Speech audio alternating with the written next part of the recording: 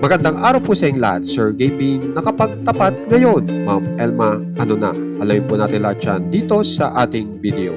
Bali ito pong si Sir Gavin ay todo enjoy nga po sa Manila, pero meron po siyang hindi magandang nagawa. At yun po ay hindi po siya nakapagpaalam ng maigi kina Mami Beth. Kaya naman po ito pong tatlo ay nakaisip para makabawi sa kanilang kuya Sir Gavin. So ang ginawa po nitong tatlo ay isinumbong si kuya Sir Gavin kay Mami Beth. Kaya naman po nang dumating na si Sir Gavin ay talagang nasabihan po ng todo ni Mami Beth.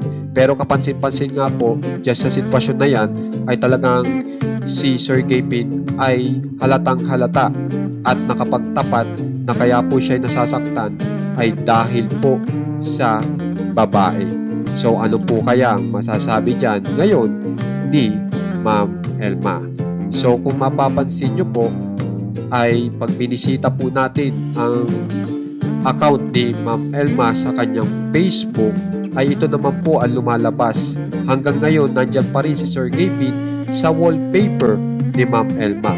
Kaya ano kaya ang dahilan kung bakit si Sir Gavin ay nasasaktan patungkol po sa babae?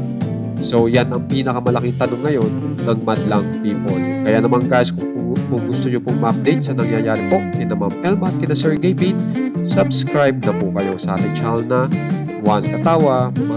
Maraming salamat po.